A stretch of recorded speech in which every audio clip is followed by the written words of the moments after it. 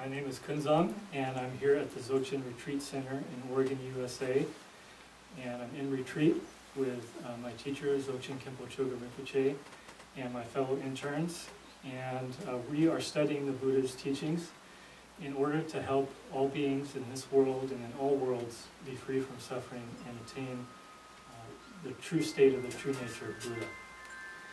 And today I'm talking because my teacher Khenpo Choga asked me to discuss a little bit the topics of the selflessness of persons and phenomena.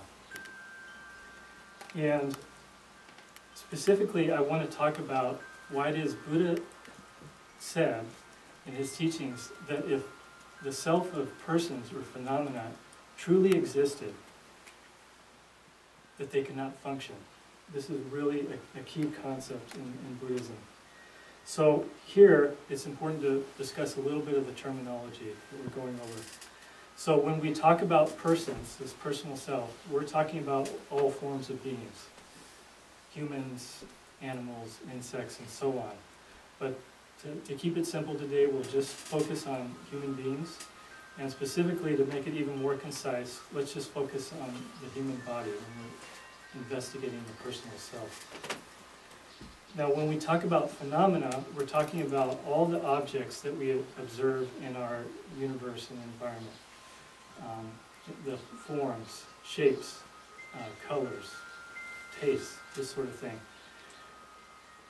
What we want to investigate here is the basic building blocks of this phenomena, these external objects that seem to exist. So, when looking into the true existence of persons or phenomena, we want to be really clear about what we mean by truly existing. And here, we're talking about a self that is singular, permanent, and independent. So why are we looking for this type of self?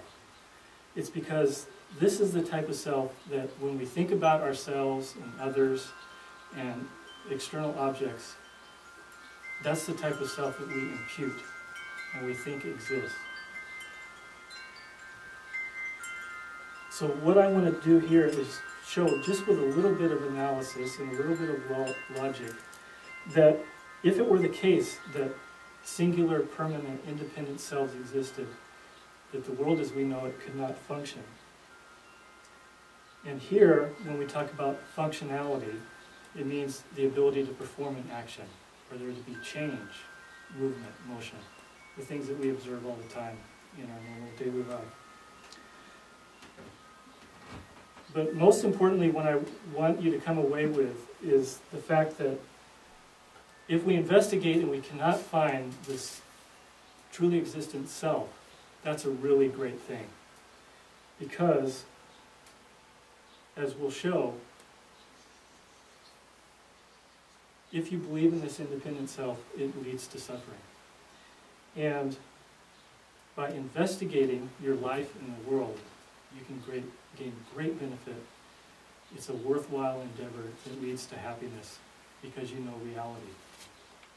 So first, let's look at the idea of the self of persons. When we look to the body, even at the most gross level, what we find are hundreds of parts, like bones and flesh and skin, tissues, ligaments, all this sort of thing. Looking closer into these gross parts, what we find are actually cells. And there are tens of trillions of cells within the human body. Looking deeper, what you find are numerous molecules, then atoms, and finally the smallest partless particle. So with even a simple investigation of the human body, we see what we find are endless parts. Now, if a personal self existed that was singular, then this, of course, would not be composed of parts. Such a self would be this rigid, indivisible mass that was completely isolated from everything external to itself. So what we think of as my body is obviously not one thing. We simply impute the concept of one onto the countless parts of the body. and what we call the body.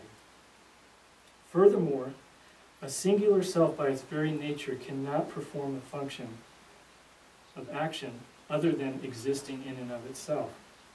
Since the body is continually acting out processes of action on every level, then it's important to realize that we cannot observe a singular self anywhere in the body. And finally, in this section, if a singular self were present in the body, it would certainly be easily distinguishable amidst all these parts and movement that's going on in the body. So, okay, having thoroughly refuted singularity, we move on to permanence. If a truly permanent self existed, then it would, of course, by definition and reality, be unchangeable in every respect. Since this unchangeable self could never be affected or altered in any way, then we would never experience any kind of distinguishable states of happiness or suffering. It would just be this constant, monotonous state of sameness. Since this self could in no way be affected by the senses or thinking, then logically you would have to say that there was no relationship between the self and the senses and the thinking. Next, if a permanent self existed separate from our body, this would mean that when you moved from one location to the next, your permanent self would remain in place and your body would be now somewhere else. Or another consequence would be you could dismantle all the parts of the body and the permanent self would still be there. Obviously that's absurd, and we never observe that sort of thing in reality. Furthermore, a permanent self would not be able to perform an action because by necessity, action means movement, change, and progression.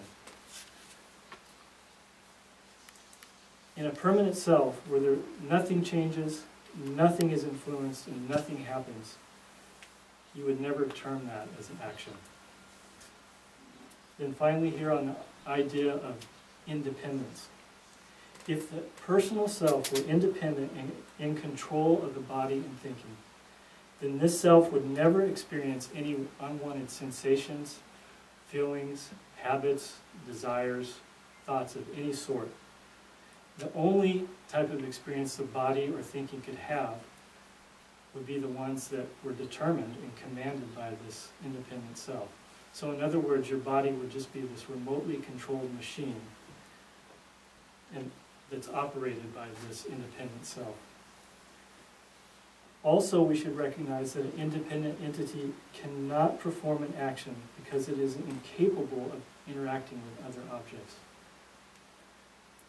If the self were permanent and the cause or the creator of the body, then the body would not be able to develop gradually, but it would just spontaneously exist in this independent, permanent state.